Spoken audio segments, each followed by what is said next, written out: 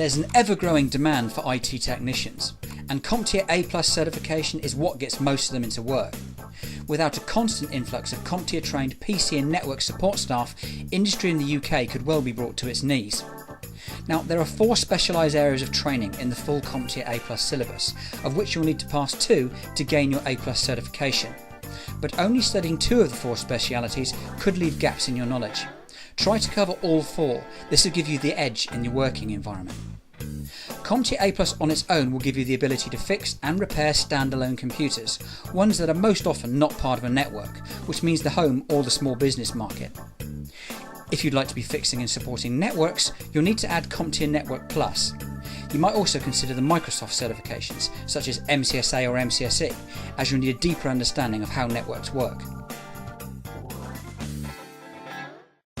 Let's be honest, individual job security really doesn't exist any longer. Most companies will get rid of workers if things get tight. But if your skills and qualifications are in an expanding marketplace, then you're in the right environment for true job security. Where there's a shortage of trained professionals, you'll always find companies looking for the right people. Take the IT industry for example. The last eSkills survey showed there was a skills gap of around about 26%. So this means that for every 4 jobs that exist in IT, there are only 3 trained people to do them. There's really been no better time or market conditions for getting trained into this rapidly evolving market. Students who are looking to get a career in IT very often have no idea which path they should take or what area to get qualified in.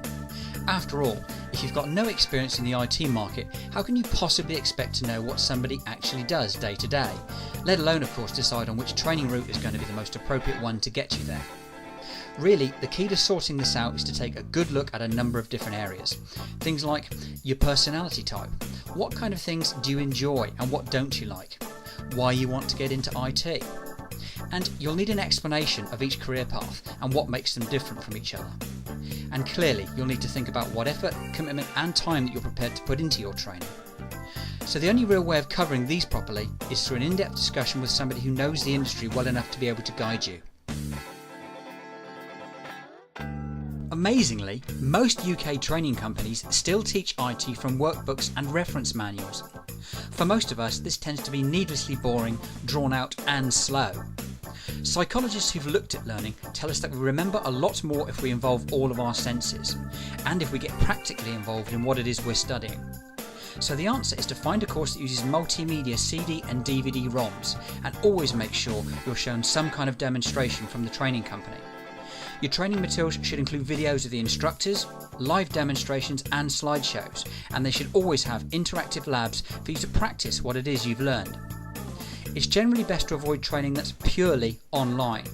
You want actual physical CD or DVD ROM course materials so that you can use them whenever and wherever you want, and you're not totally reliant on your broadband connection.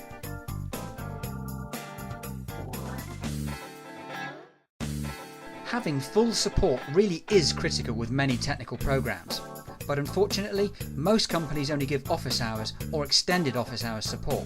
Very few of them go late into the evenings or at weekends. So find training where you can receive help 24/7 at any time of day or night, and make sure it's direct access to the tutors, not just some messaging system, because it'll slow you down if you have to keep waiting for calls back during office hours. Only true 24/7 round-the-clock live support really delivers for proper technical certification. You'll find that in-centre workshop days are often sold as a big benefit by many companies.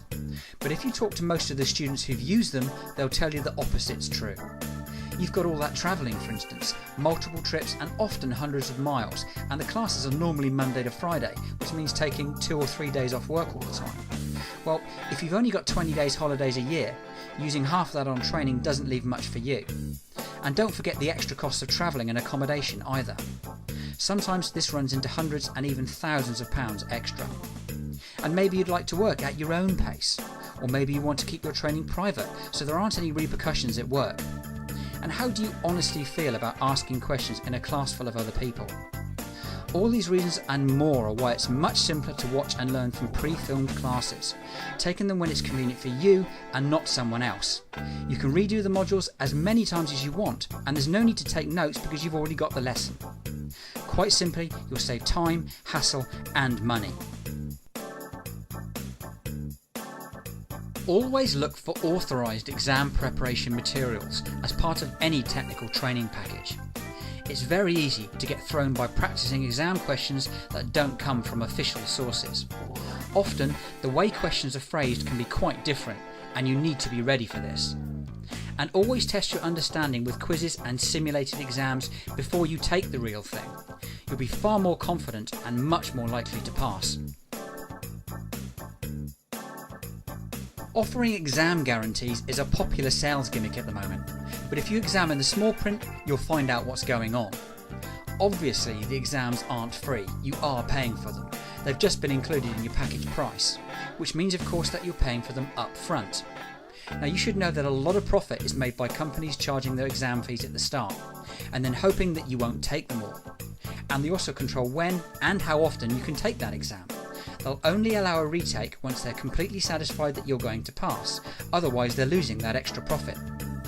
So doesn't it make far more sense to find the best exam deal at the time, not to pay any markup to the training company, and to do it locally rather than in some remote centre? Pay for it when you need it and not before.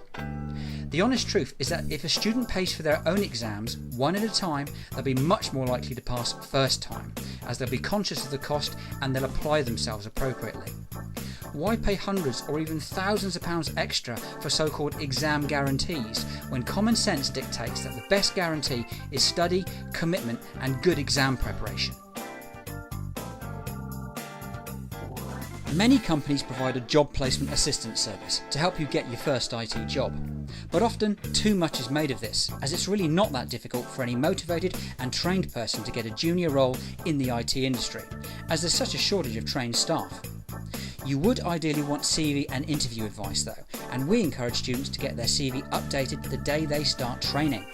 Many support jobs are offered to students who are still studying and haven't even passed an exam yet. At least you'll be on the maybe pile of CVs rather than the no pile. The best way to get placed is through specialised and independent recruitment consultants. The bottom line is they only get paid when they place you, so they've got the necessary incentive. Many students, it seems, are prepared to study their hearts out for years sometimes, only to give up at the last hurdle when looking for their job. Market yourself, make an effort to get in front of employers. Don't expect that perfect job to just fall into your lap.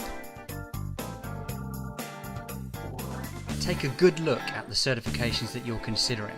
Make sure they're all current and commercially required. Don't bother with courses that lead to unknown in-house type certificates. Only the fully recognised accreditations from the major players like Microsoft, CompTIA, Adobe and Cisco are really going to mean anything to employers. One question that often comes up is why should we get commercial certification rather than traditional academic qualifications that you get through schools, colleges or universities? Well, essentially industry recognises that gaining the proper accreditation from the likes of Microsoft, CompTIA, Cisco or Adobe is far more effective and specialised, saving both time and money. Commercial certification concentrates on the actual skills that are required, together with an appropriate level of background knowledge, rather than going into the depths of background detail that academic courses can often get bogged down in. The bottom line is, recognised IT certification provides exactly what an employer needs. It says what you do in the title. For example, the Microsoft Certified Professional Qualification in Windows XP Administration and Configuration. So, an employer just needs to identify exactly what they need and what certifications will fulfill that need, which of course makes it much simpler for them, and that's why they prefer it.